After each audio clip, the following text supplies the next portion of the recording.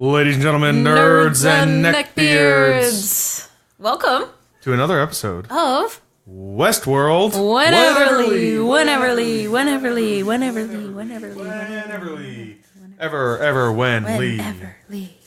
Ba-doom. Hi, Dave. Hi, Tana. We're doing another twofer today. We're doing a twofer. Yeah, we've got episodes 3 and 4 of season 2 to record. They were so good, man. They were so good. 4 was really good. 4 was really good. Yeah, I know that you want to jump right to 4, but I feel like there's solid stuff in Virtu e Fortuna that we should cover. Let's do it then. Let's cover it. All right. Question. What does Virtu e Fortuna mean, Dave? Oh, my God. Let's see. Oh, and if you want to take a minute and think about it, you can sip on your drink. Oh, yeah. Okay. What are we drinking, Tana?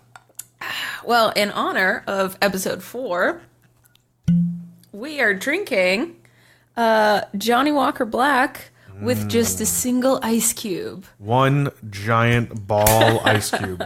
I brought over some whiskey balls. She put her balls in my whiskey. All right? I balls did. Singular. Well, just with the one, though. Well, there's multiple balls here on the table. Well, I have my own ball. Yeah, that's true. So the balls are in the whiskey. Yeah. So Virtu e Fortuna. Fortune, and there's a saying, I forget what it is, but it is the virtue and fortune. I thought it was going to mean fortune favors the bold, that it would be some variation like of that. Virtue E, which E is end. Yeah. Fortuna, I'm assuming, is fortune. Mm-hmm. And virtue, I'm assuming, is virtue. Well, virtuous. I think that the deductive reasoning there is sound. Thank you. However, it is... My Spanglish is... It's not quite right. In this case, virtue means one's own power, your influence, your strength, your realm of control, your virtue. And then fortuna means luck or fortune or chance. So I was right. You're very close, yeah. It's a Machiavellian principle.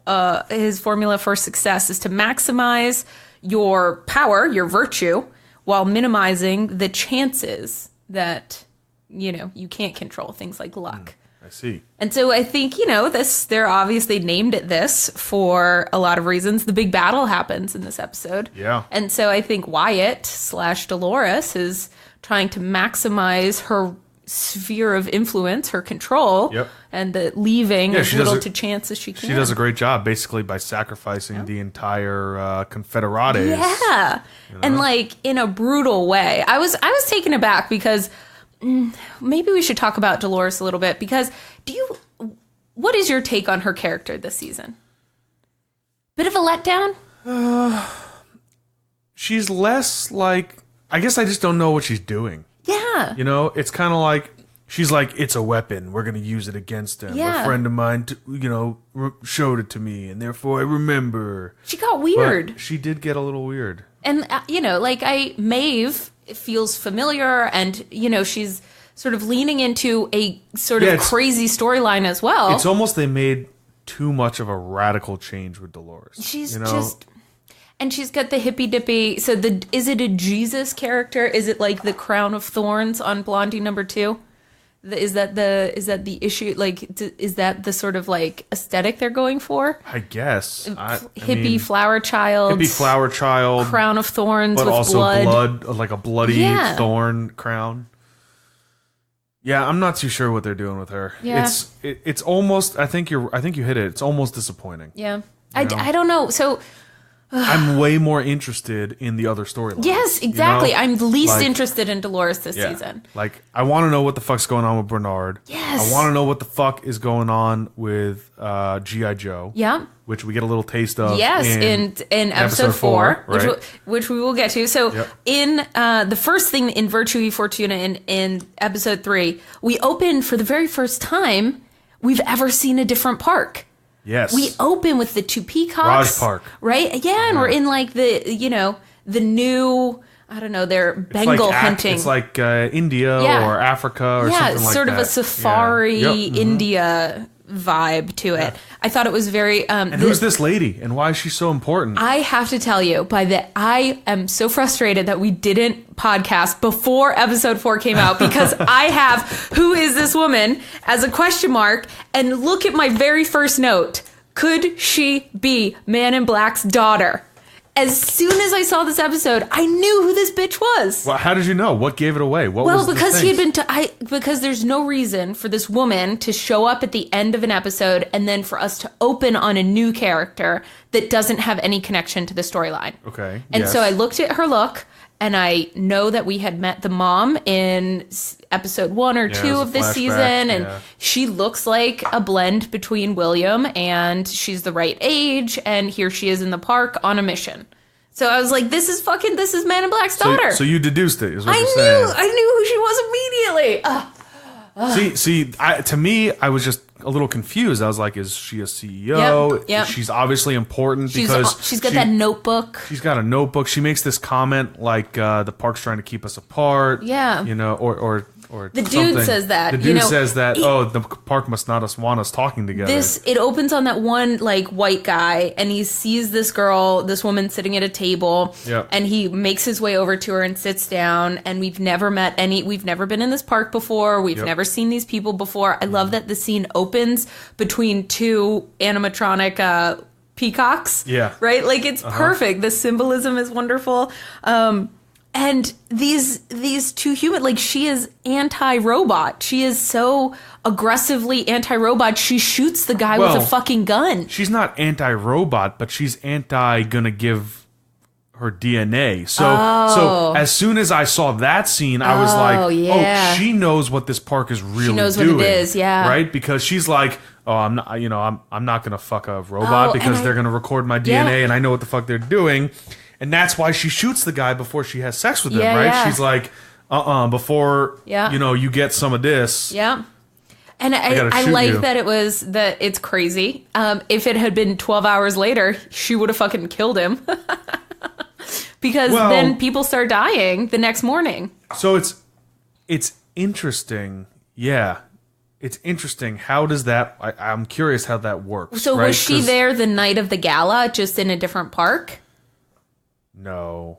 So she's in a different park. She's in a different park. Maybe. And she knows that her dad is there.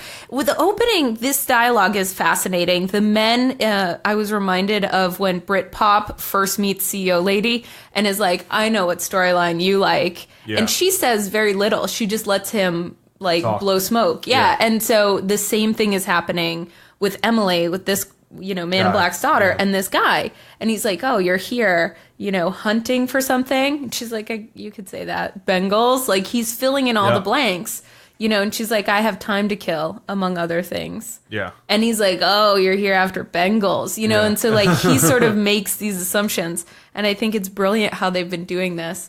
I don't know. So then he dies. Yes. And she gets chased to the edge of the park by the tiger. By the tiger, yep. And it crosses boundaries. It's the very first time we've ever seen the edge of the park. Right. We didn't, we're just getting used to the idea that they're little islands or something. It's the first time we see, an actual boundary, right? Yep. Because for all other intents and purposes, we've never seen a boundary. It's just kind of... It just kind of ends, right? Yep. It becomes an ocean or something like that. We've never seen this gate Jurassic or Park, style gate. So it's interesting that one park has that and one park doesn't, and maybe that has to do with how the parks are situated, 1 through 6. We're assuming this is Park 6 now, right? Right, because that's where the tiger came from. So, man, and then so she falls in the water. We know that she ends up on Westworld. She washes up. Yep. We get the opening credits. So all that happens before the opening credits. Again, I always think it's interesting to note when they give us an opening, like a cold open like that. In season 4, they didn't give us. They went right into credits. There was no cold opening. Yep. Yeah. Then from there, we're at the Mesa. It's train tracks, and Bernard and the sadistic string bean and that lady with the big gun. They're all walking into the Mesa, and it's like smoke is coming out of the the mountain, and they expect it to be chaotic. They go in and see CEO Lady, who says, "Where's Abernathy? Where the fuck have you been?" Yeah, and she, she's lost her Han Solo vest. Yep. So some time has passed. Do we think that that's the current timeline? that's what's happening right now? This is now. This is now. Yeah, The CEO lady. So Bernard, String Bean, G.I. Joe, and CEO lady right now are all in the Mesa. I think so, yeah. Okay. I think that checks out, too. Yeah, because I think she says something to Bernard like, "Oh, I can't believe you escaped. I didn't think you had it in you." Yep. Or something along those lines. Yep. And they have and they flash back to that during the battle. They do. At that time. Yep. Where, he's running away. He finds her again, and they're running away. And something is happening with Bernard. We'll keep talking about this throughout, but his schisms are they're using Bernard's fractured mind as a way of giving us all these juicy tidbits. In this particular scene, it's clear that some time has passed since they were first in the underground together. Right. Last episode, and you see the robots in the water. The sea level has risen, and Bernard knows that Abernathy is missing. Yep. By the end of this episode, Dave, doesn't Delos lady have Abernathy? Like, she gets away with him, doesn't she? In that little SUV thing? She puts him in the Jeep thingy, and they drive away. And Dolores is like, send out search parties in all directions. Teddy, you and I have to go back to the homestead to get something. Yep. And that's where we leave it. That's where we leave it, yep. But we know that she doesn't end up with him because now the current timeline is she doesn't know where he is. Right. And Bernard was found on the beach, washed up with a wine glass. Yeah. Okay, I'm glad that we're keeping this with a wine with a champagne. So glass. So we flash back. So she's like, glasses. so from right here we flash back to when they had Peter Abernathy, which is CEO lady and Bernard are together, and they have Simon. They see Simon, and he's got all the human hostages, including Abernathy. Abernathy is like jumping from personality to personality. Yep. They're going to sell people to the Confederales. Is that right? $15 a head. And he's talking about maybe he'll keep one for himself. Keep one for himself this time. It looks like I'm going to try the merchandise. They lure Simon away. They hit him over the head. Bernard says something like, "Oh, the network's down, but I can hard jack into him." Yeah. Hard jack. He's going to jack him hard. He does use his forearm. He uses another man's forearm to jack into him. Another man's forearm to jack him hard. Friend. Cheers. This drink looks like nothing to me. Yeah, so he jacks him. Yeah. And oh god, sorry. You can do it. You can do it. Had to reach for that coaster. Yeah. So he jacks into him, and he makes him the most. What does he say? He's like, I'm going to give him the most chivalrous or something. Yeah, I'm going to crank his virtue. He's going to be the most virtuous son of a bitch in the place. Yeah. Question. Yep. Do you know when Simon dies? We have already seen him die. Do you remember which when? Time? They're in the current timeline. In this current timeline. I thought he gets shot at the gala.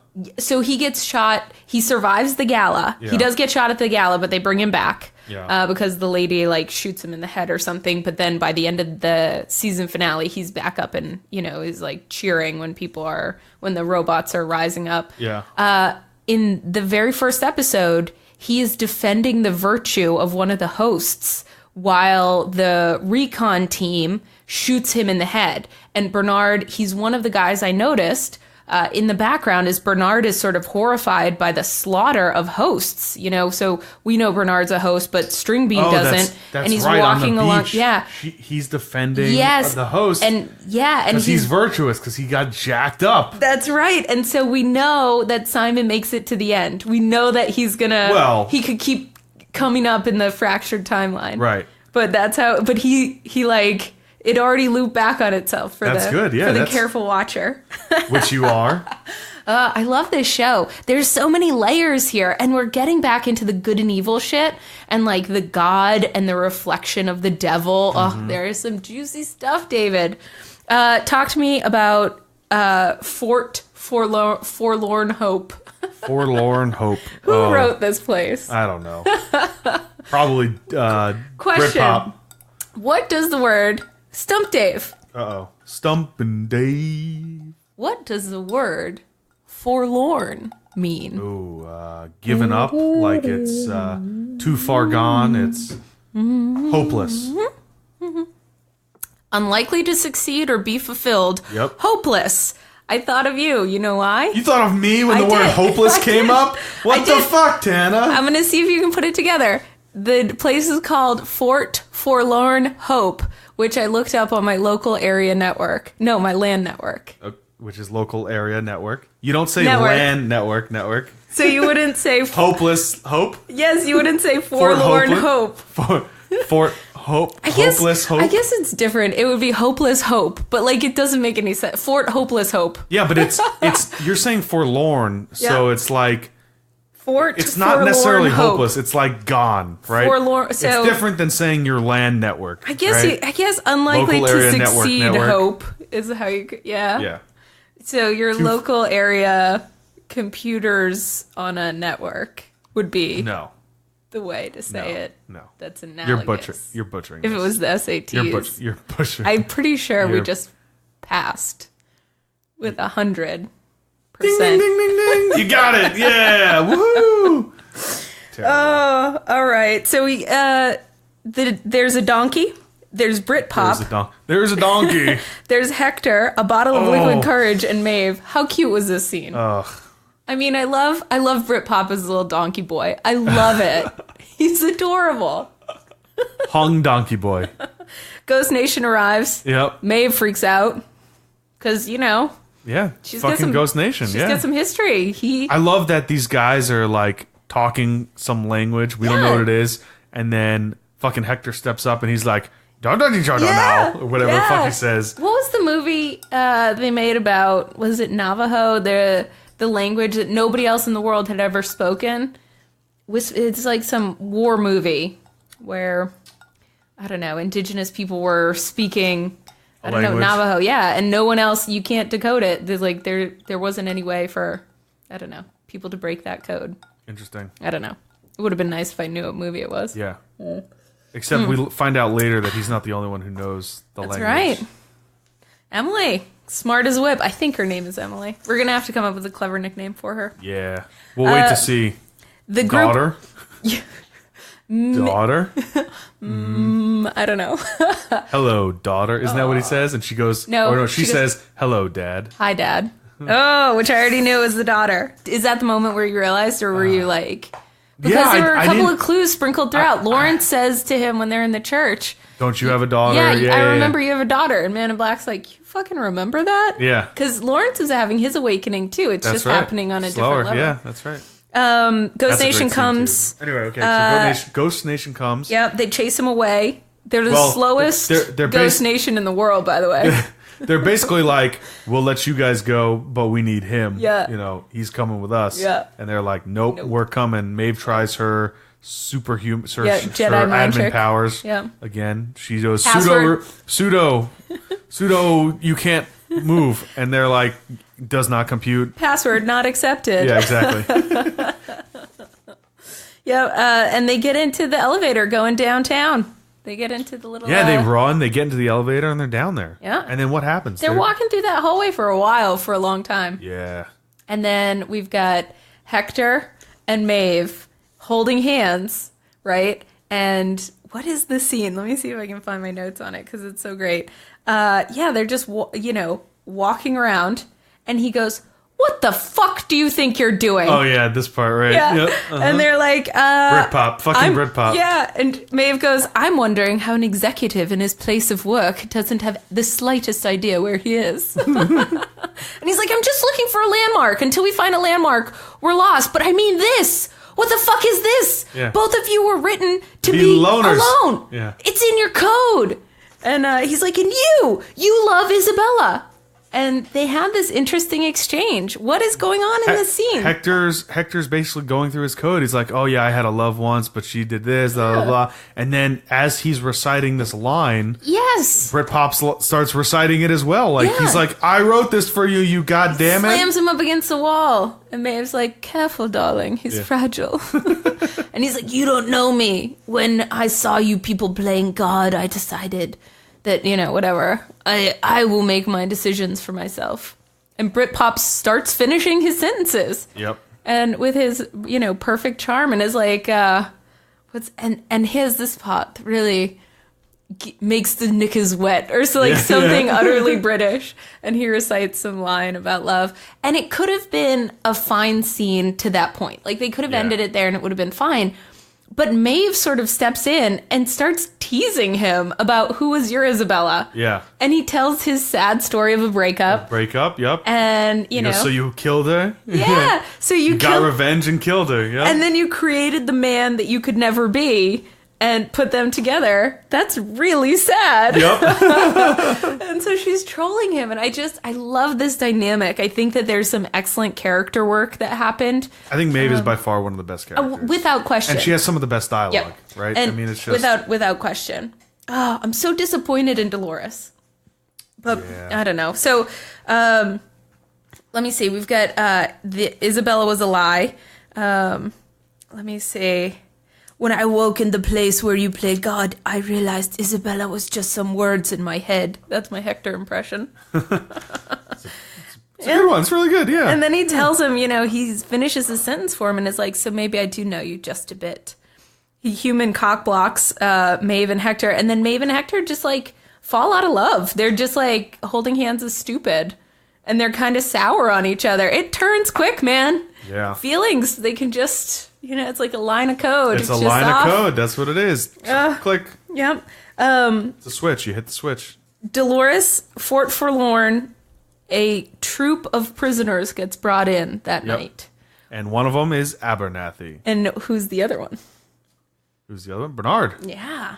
And so here we have Dolores and Bernard. I think right before this, again. we see Bernard trying to save Abernathy. Yeah. And Abernathy runs out into the middle, and he's like, my country 'tis of thee, or whatever the fuck he's singing. He's just like, fuck you guys, Star Spangled Banner. He's like going nuts. And then Simon comes back, and he's all like, virtuous ladies, I shall save you, or whatever. That's right. Come with me, I'll save you. And she's like, get away from me. Oh my God, you were gonna rape me before, and now you want to save me? There was a lot of humor. This episode was sort of a roller coaster. And there's a lot of chaotic stuff that happens, right? Like a lot of chance and a lot of people trying to affect the outcome. You mean they named it properly? Yeah, I think they did. They do an excellent job of naming things and like thematically, I think, organizing the episode around a founding principle.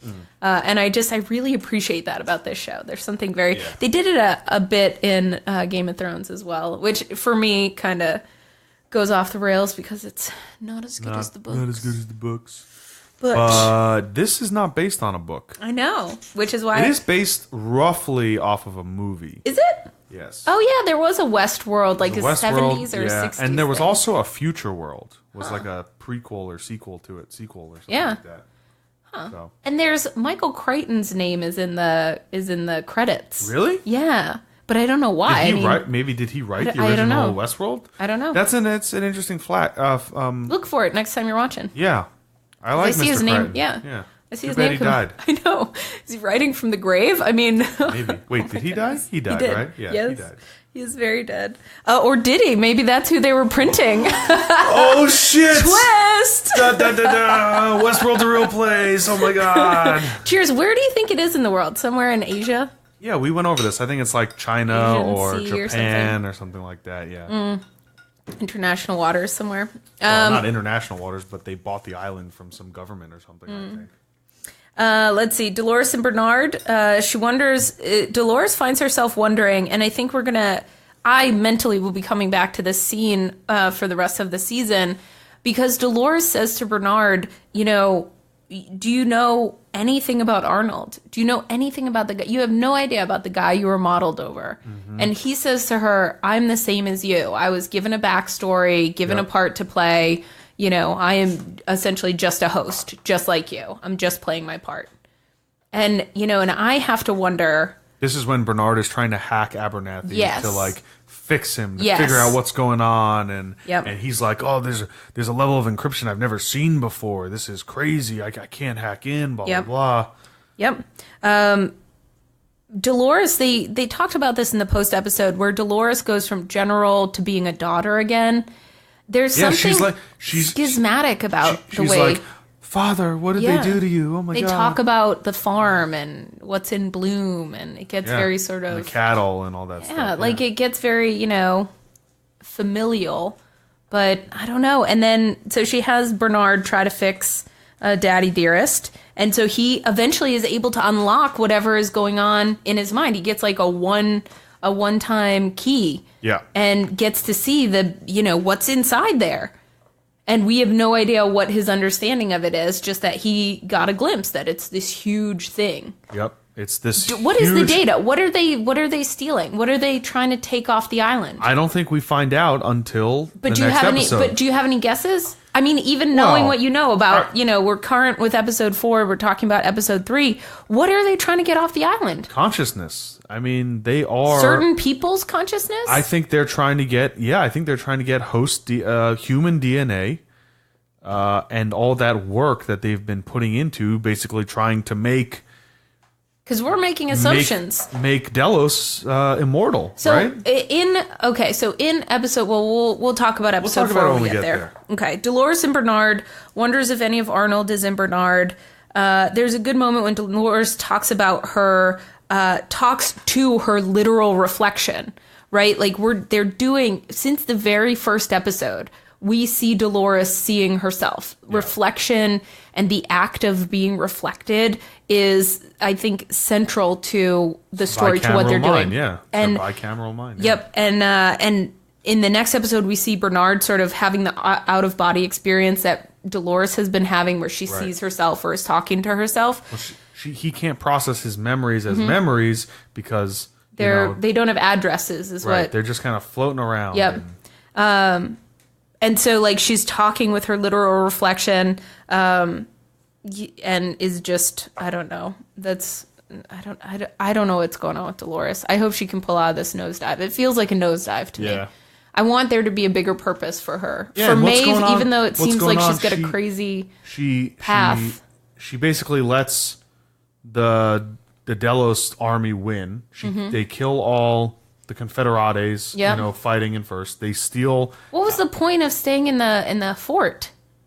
I'm not sure what. Yeah, she has some plan, obviously, and she used the Confederates as cannon fodder. Yep, to slow them down so that they wouldn't all get killed. Right. So her guys don't get killed, but they, CEO lady mounts an intrepid attack, gets in a little SUV Humvee and steals Peter Abernathy. Yep. Bernard sees them coming and scuttles into a corner and hides, I think very successfully. Yep. But it's a high stress moment. Yep. Dolores sees them take Abernathy away, and then sort of the attack is off, right? Yeah. Well, because Delos doesn't care about the host. They're just going to nuke the place or whatever. They just want to get the data first. Right. And so they end up, being able to extract Peter Abernathy, and they give up the assault on the fort.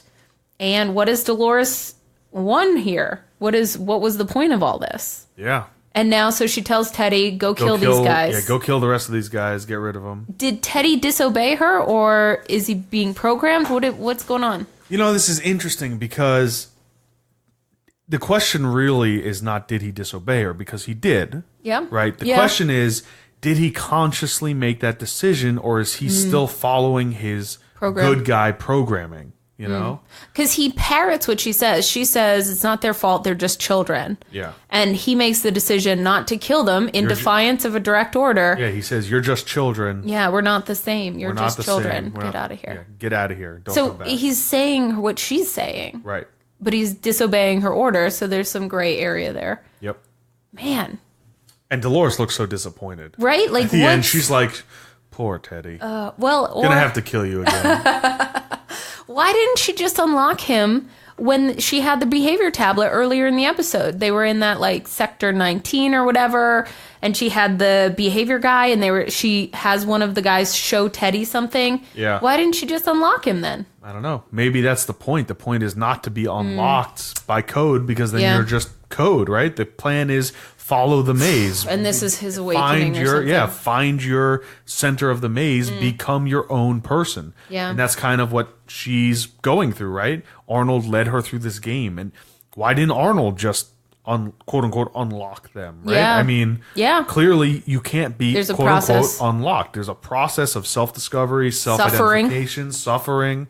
That's a huge cornerstone, right? And there's a parallel, or a certain level of parallel, between Hector and Maeve and Teddy and Dolores. Right. And Hector and Maeve just had their little scuffle. And now is Hector moving back toward Isabella? Is the analogous person here, Dolores. So Teddy is moving away from Dolores, only to move back to her. I don't know. Stay tuned. There were some big explosions, big battles. Let's see. Clementine. Return of the Clementine. Clementine. Sees grabs Bernard, drags him away. Yeah, and drags him off. The truth is, we don't all deserve to make it. Teddy disobeys the direct order. Fate, luck, and chance. Let's see. You and I, the mustache Confederate guy. Yeah. You and I are both trigger men to tyrants, is what he says. I think Teddy probably feels that way. Yeah, it seems like that. I think that's why he lets him go, right? That's he's like, no, we're different. You're a child. I am making my own decisions, or something along those lines. So when this episode ends, we've got Dolores giving an order that her and Teddy are headed back to Sweetwater. There's something I need there. What does she need? Don't know. And she splits up their horde and has them go in all directions to bring Abernathy back. After this, the Tiger Lady washes up on shore and is immediately taken by Ghost Nation. Yep. And we're in the Yukon, cold Klondike storyline. The humans, Maeve, Hector, and them have run into Felix and Sylvester the Molester. That's right. Which they've added to their little crew. Yep. I kind of like this. It's kind of like it's a reunion, like man. A video game party. Yeah. It's like, oh, we got the gunslinger, we got the smart guy, we got the two idiots. Yep. I mean, yep. Let's see. The Isabel Snakeface has one arm, one exposed machine arm, looking like a badass. That's right. I really like that character. And there's a fire pit. They see a fire burning in the woods. They're thinking, I hope they're friendly, but if they're not, we'll just kill them. Yep. And so they approach the fire, and then Britpop, I think, there's a bank of snow by a tree. Yeah. He sees something in there, and he fishes around. He pulls up a severed head with a samurai fucking helmet on it. And out comes charging a freaking samurai. So ends the episode of Fate and Chance. Down, down, down. Oh, man. Big questions. What the fuck is going on with samurais? Yeah. We're going to find out next week. Well, hopefully we find out next week. In the stay tuned for the next episode, there's fifth episode. Yeah. Episode 5 is a lot of samurai stuff. Are you sure? Yeah. How do you know? Because I saw the You're cheating. next week episode. You're cheating. Well, I just watched through the credits. Oh my god. If they're going to tease me with it, I'm going to... So we have some samurai stuff coming up. So we're getting back to Maeve and Hector. Who doesn't? Who doesn't, Dave? I don't. Just get right to it, goddammit. I know. That's why this whole third episode was you just waiting to get right to it. God damn it. This drink tastes like nothing to me. Pay the devil his due. Oh, man. You're late. I think... It's a little early for me. That's right. Oh, I wish I knew. What? Yeah. Okay, so now let's talk about episode 4. Well, we've got some... What are our questions coming out of this episode? Well, my question is, who is this mysterious tiger lady? Tiger Lady is Emily. Yeah, we already knew. I already knew she was Men in Black. I don't know. This is the first note I have. Question, who is this woman? Are your notes dated? Your notes aren't dated. I don't see any date on them. You could have wrote them yesterday. God damn it, David. And we are in agreement, you and I, that the current timeline has Bernard in the Mesa right now with CEO Lady. Yeah, and I think that makes sense because we find out in episode 4, we kind of see the Stubbs origin story a little bit, which is nice because... Who's Stubbs? Stubbs is G.I. Joe, sorry. We see the G.I. Joe origin story, which is nice because at the end of season 1, everyone's like, he got taken by Ghost Nation. What the fuck happened? Where'd he go? We gotta get to episode 4 because it's like everyone's coming back from the dead. I know, right? All right, so we'll do it. Thanks for listening to episode 3, Westworld Wheneverly. And we're going to split this and do separate casts, one for episode 3 and one for episode 4. So we'll see you in about 2 minutes. Go refill your drinks, my friends. We'll see you shortly.